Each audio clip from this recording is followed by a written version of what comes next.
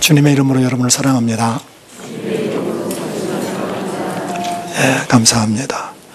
또 우리 사모님께서 그동안 성가대를 잘 지도해 주셔서 너무 감사함을 드립니다. 오늘 성가대원들 보니까 너무 그저 감사하고 저 은혜라는 생각이 많이 들었습니다.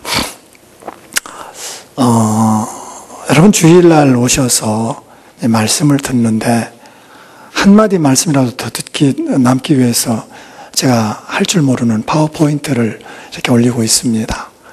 좀 한 장면이라도, 한 말씀이라도 좀 남았으면 좋겠어요. 지난 시간에 나눈 말씀은 모든 일에 감사하라, 범사에 감사하라. 그 감사라는 것이 어떤 상황도 되지만은 우리 곁에 있는 사람들, 아주 까다로운 사람들, 연약한 사람들, 사랑하기 힘든 사람도 사랑하고 감사하라. 그런 말씀을 나누었습니다. 그래서 사랑할 때는 인내가 필요하고, 사랑할 때는 기도가 필요하고, 사랑할 때는 사랑의 눈이 필요합니다. 자, 오늘 말씀은 이제 마가복음 13장 마지막 시간인데요. 마가복음 13장은 종말의 장입니다. 이 땅에는 종말이 있는데 이 종말에 대해서 13장에 잘 몰아가지고 우리에게 말씀을 전하는데 오늘 마지막 시간입니다. 오늘 주님께서 이 땅에 오시는데 두 가지 비유를 통해서 이 말씀을 우리에게 남겨놓고 있습니다. 첫째는 무화과 나무 비유고 또 하나는 종의 비유입니다. 여러분, 이 말씀을 여러분이 잘 말씀을 받아들여서 저와 여러분이 다시 오실 주님을 기다리는데 조금도 부족하지 않기를 바랍니다. 우리 잠깐 영상을 한 건 보겠는데요. 이건 신천지에서 교육하는 내용입니다.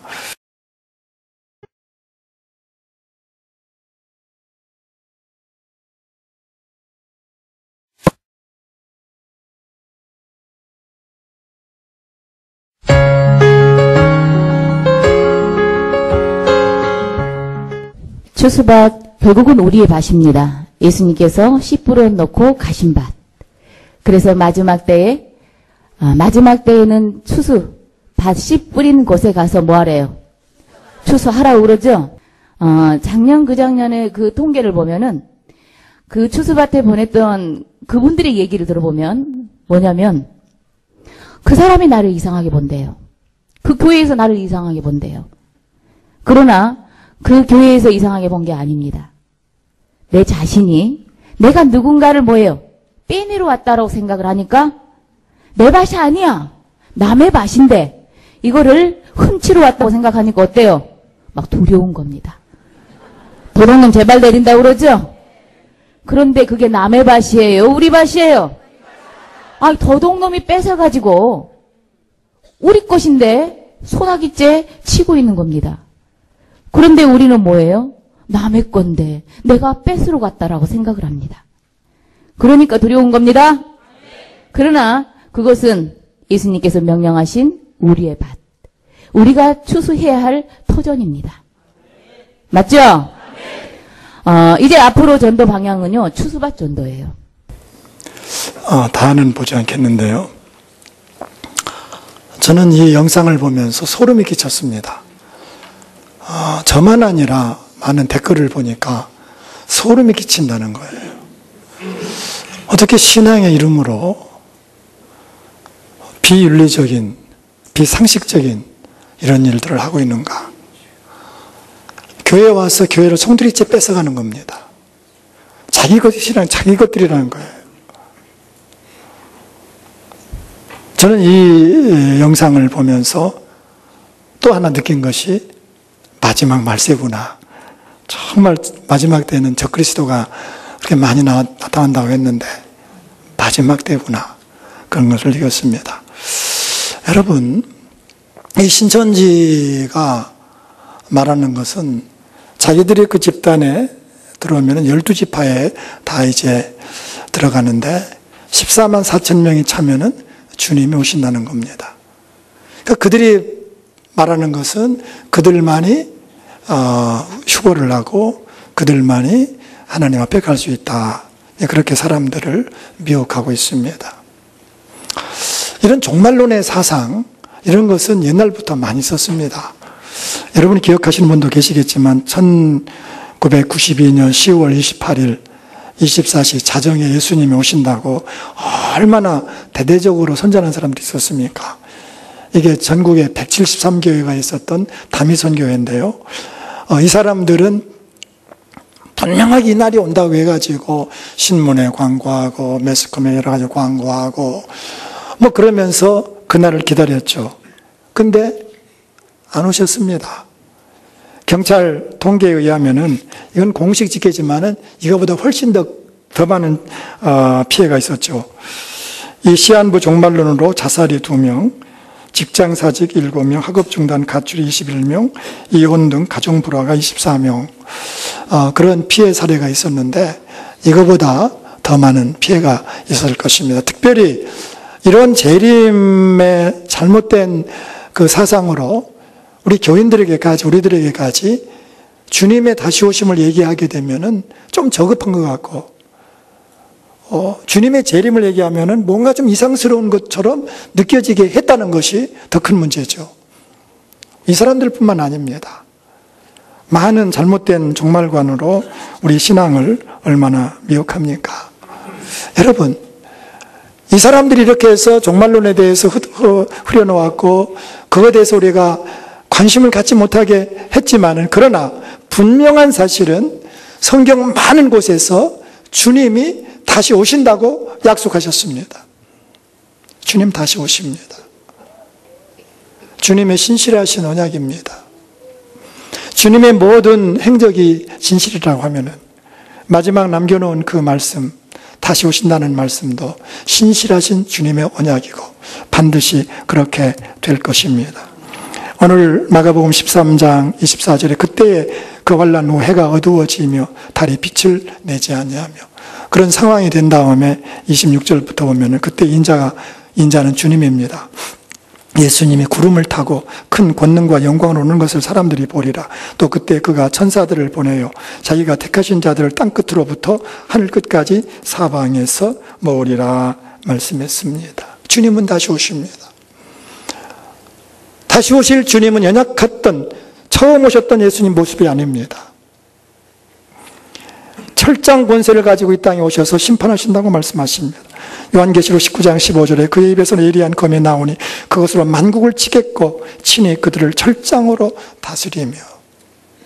우리 주님께서 이 땅에 재림하실 때는 영광의 주님으로, 심판의 주님으로, 구원의 주님으로 임하신다는 사실입니다. 그러면 주님이 언제 오시느냐? 우리가 13장에서 살펴본 것이 징조가 있다는 거예요. 여러 가지 징조가 있습니다. 그래서 오늘 말씀 보면은 무화과 나무의 비유를 배우라. 그 가지가 연하여지고 잎사귀를 내면 이 여름이 가까이 온 줄을 아나니.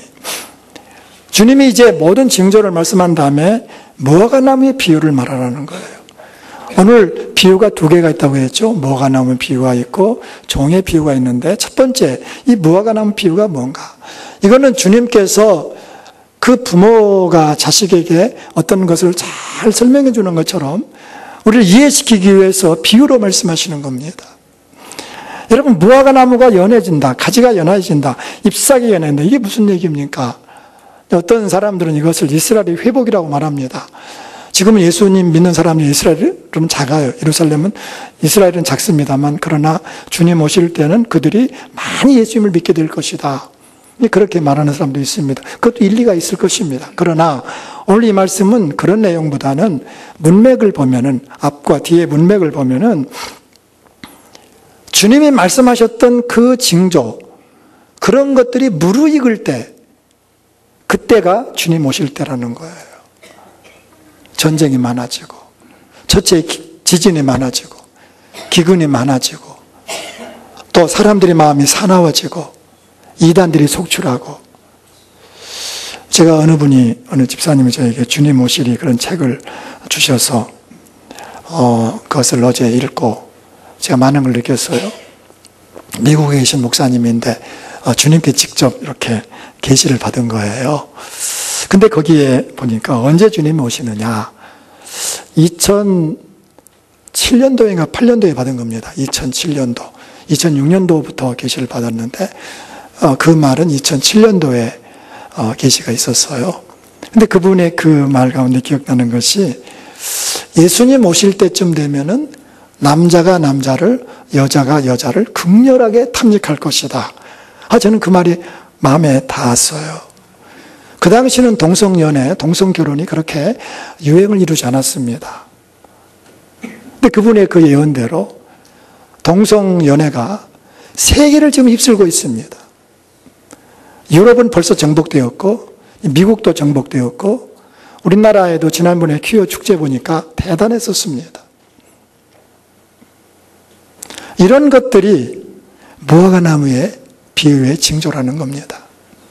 점점 더 주님 오실 그날은 가까워지고 있다는 사실입니다. 자, 중요한 것은 뭐냐? 그날과 그 시는 알 수가 없다는 거예요.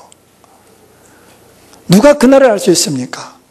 지금 많은 이단들이 나타나서 마치 그날이 언제인 것처럼, 언제나 구체적으로 못 박지는 않지만은 그들은 종말에 대해서 사람들에게 불안감을 주고 공포를 심어주고 있습니다. 여러분, 속지 마십시오.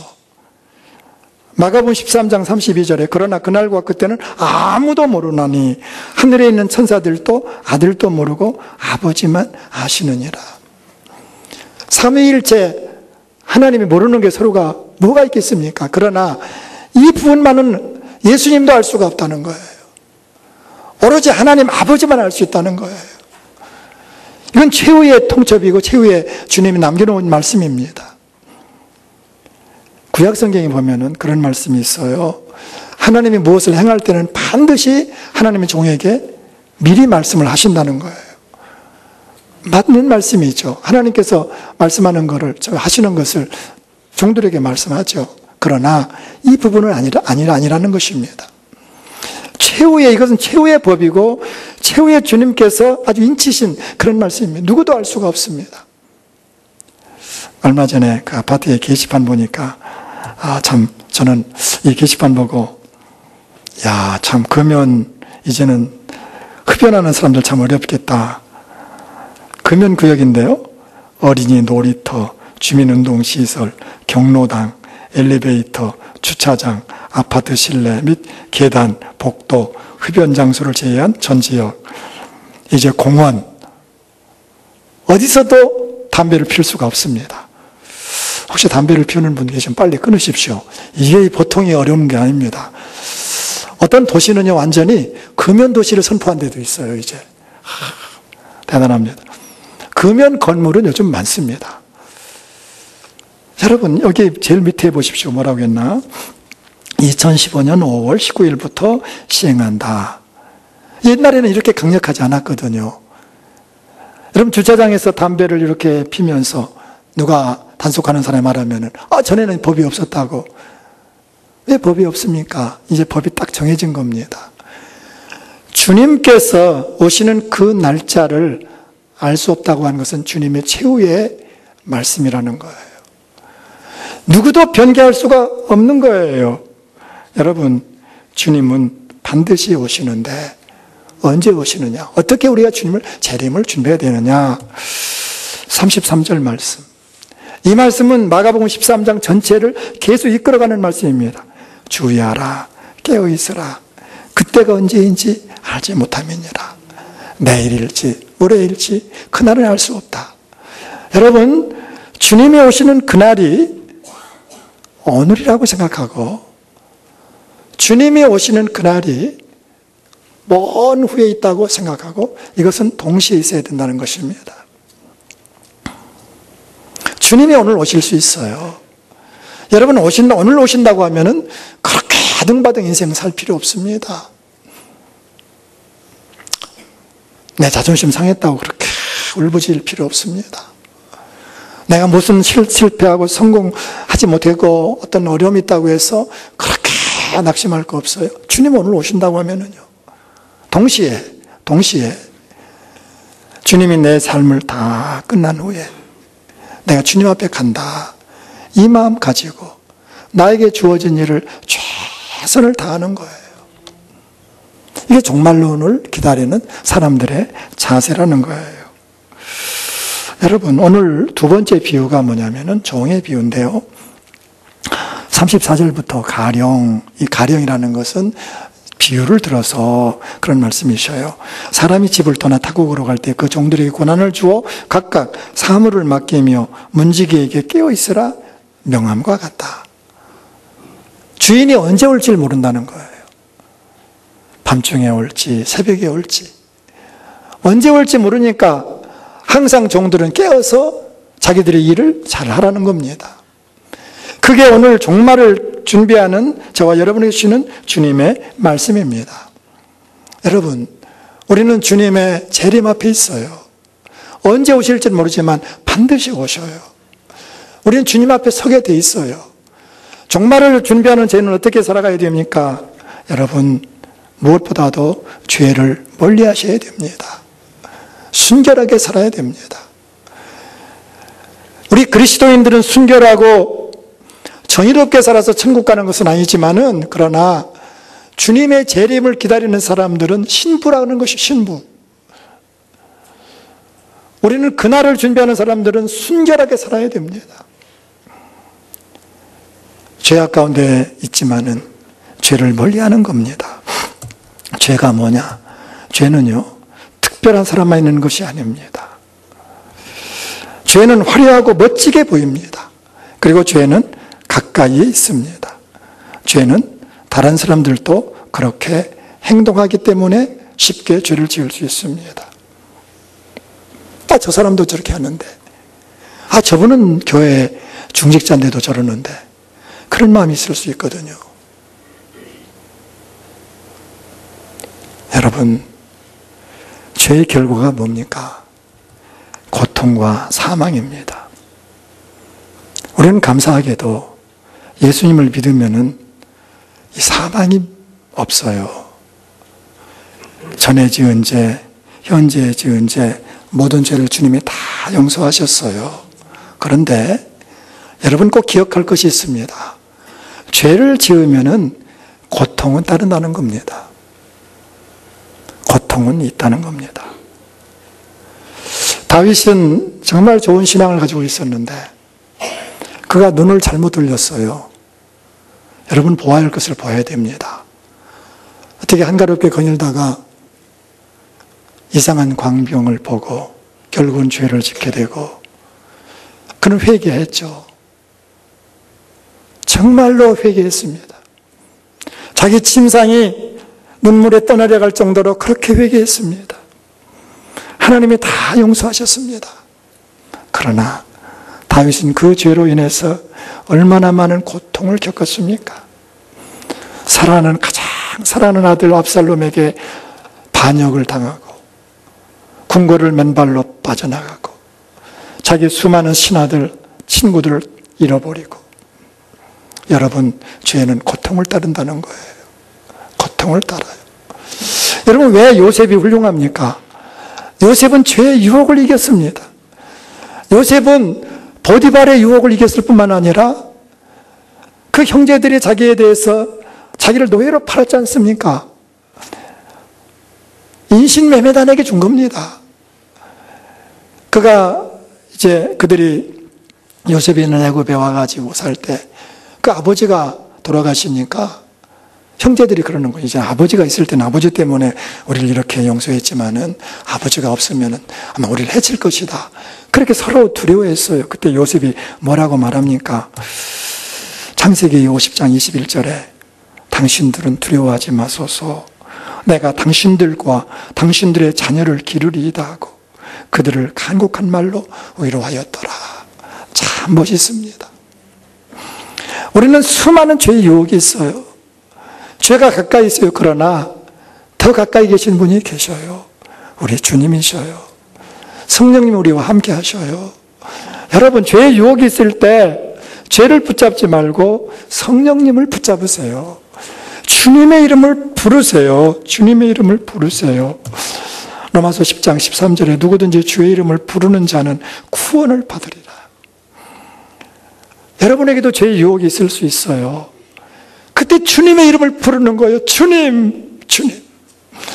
주님의 이름을 부르는 자는 구원을 받으리라. 요셉과 같이 여러분에게 어떤 유혹이 있을 때, 죄의 유혹이 있을 때 주님의 이름을 부르는 거예요. 주님의 재림을 기다리는 사람들은 순결해야 됩니다. 예수님 다시 오실 때 누가 그 앞에 나갑니까? 요한계시록 14장 4절에 이 사람들은 주님이 재림하셨을 때 그 앞에 서 있을 하나님의 성도들을 말합니다. 그들은 어떤 모습이냐면 여자와 더불어 더럽히지 아니하고 순결한 자라. 어린 양이 어디로 인도하든지 따라가는 자며 사람 가운데에서 속량함을 받아 처음 익은 열매로 하나님과 어린 양에게 속한 자들이니 그의 입에 거짓말이 없고 흠이 없는 자들이더라. 여러분, 주님의 재림을 기다린다고 하면은 우리는 순결하게 살아야 할 줄로 믿습니다. 특별히 종말론에 무시해서도 안 되고 치우쳐서도 안 돼요. 종말론을 무시해서는 안 됩니다. 주님 오실 그날을 늘 기억하셔야 됩니다. 그러나 거기에 몰두해서 살아도 그것도 잘못입니다. 그래서 그 종말론에는 두 가지의 그 신앙관이 있는데 건전한 종말론이 있고 극단적 종말론이 있어요. 건전한 종말론이 뭐냐면은 주님이 오실 것을 기대하고 그 믿음 가지고 인생을 성실하게 사는 것입니다. 예수님 믿으면 내 가정이 들어옵니다. 예수님 믿지 않을 때와 믿은 후에 가정에 대한 생각은 전혀 다릅니다. 정말 가정에 대해서 더 깊이 사랑하게 되고 인내하게 되고 또 주님 믿으면 이 사회가 들어오고 국가가 들어옵니다. 열방이 들어옵니다. 신앙의 내용에는 신론, 기독론, 성령론, 구원론, 종말론 많은 그런 가지가 있어요. 근데 예수님이 오실 그날을 기다리고 사는 사람들께 볼 때 다 풍성해져요. 가정이 행복하고 국가가 안에 아름답고 그의 신앙생활이 다 아름답습니다. 풍성합니다. 그러나 극단적 종말론주의자들이 있어요. 주의자들. 그러니까 거기에 몰두하는 거예요. 매일 거기에 몰두해가지고 거기에 초점을 맞추고 그렇게 살다 보면은 무엇이 나타나냐면은 아무것도 없어지는 거예요. 가정도 없어지고 사회도 없어지고 국가관도 없어지고 열방도 없어지고 신앙의 풍성한 그 내용, 그 많은 아름다운 것들이 다 없어지고 오직 종말론만 남게 되는 거예요. 두 가지를 조심하셔야 돼요. 종말론에 대해서 무시하는 거 잘못된 겁니다. 그러나 거기에 너무 치우쳐가지고 거기에 포커스를 맞추면 안 돼요. 그 종말론을 바라보면서 내 삶을 아름답게 살아가는 거예요. 종말론이 있기 때문에 더 성실하게 사는 거예요. 말씀했지 않습니까? 주님이 오늘 오신다 생각하고 그리고 주님이 내 삶이 끝날 때 오신다 생각하고 내 삶을 최선을 다해서 살아가는 것이 종말을 기다리는 성도의 자세라고 믿습니다. 여러분, 오늘 비유의 핵심은 그런 거예요. 내가 하는 일이 아름답다는 거예요. 여러분이 가정주부의 일을 하든 직장에서 일을 하면서 가정을 부양하든 그 모든 일이 하나님의 일이 될 수 있어요. 어떻게 그것이 하나님의 일이 될 수 있습니까? 기도하라는 겁니다. 디모데전서 4장 5절에 하나님의 말씀과 기도로 거룩하여짐이라. 내가 어떤 직장에서 일을 할 때 그 직장에서 일을 하면서 하나님께 기도하는 거예요. 그 일을 통해서 주님의 이름이 높여지도록 공부하는 학생은 그 공부를 위해서 하나님 앞에 기도하는 거예요. 이 공부를 통해서 많은 사람을 유익하게 하는 그런 좋은 그런 지식이 되게 해달라고. 내 모든 삶을, 내 모든 일을 가지고 기도할 때 그것이 거룩한 것이 돼요. 이엠 바운주라고 하는 기도의 사람이 있는데요. 그분이 이런 이야기를 할 때는 꼭 비유를 들어서 얘기해요. 그 비유가 참 마음에 닿았습니다. 그분 어떤 비유를 하느냐면은 하나님께서 3명의 천사들에게 각자 사명을 주는데 첫 번째 천사에게는 이 홀을 줍니다. 홀. 한 나라를 통치하는 홀이에요. 그래서 큰 나라를 지배하게 합니다. 두 번째 전사에게는 이 계산기를 주는데 이게 그냥 보통 계산기가 아닙니다. 큰 기업을 운영하게 합니다. 그리고 또한 전사에게는 변바가지요. 변바가지. 고상한 말은 변바가지고 고상하지 않은 말은 똥바가지요. 아마 이 바가지를 젊은 사람들은 모를 거예요. 저희 세대는 참 많이 사용했습니다. 이 전사에게는 가난한 지역에 가서 화장실에 변을 풀라는 거예요. 그런데 여러분, 어떤 전사가 위대한 일이고 어떤 전사가 비천한 일입니까? 변을 푸는 전사가 비천한 일입니까? E.M. 바운즈는 그게 아니라는 거예요. 하나님 앞에서는 다 똑같다는 거예요. 왕의 권세를 가지고 있는 사람이나 기업을 운영하는 사람이나 어떤 성직자나 변을 푸는 사람이나 다 똑같이 거룩한 일이라는 거예요. 여러분, 우리는 착각해서는 안 됩니다. 때로는 우리는 교회에서 모든 일은 하나님의 일일 것이다. 내가 하는 일이 다 하나님의 일일 것이다. 여러분, 착각하지 마세요. 마태복음 7장에 보면 너무나도 가슴을 울리는 그런 말씀이 있는데,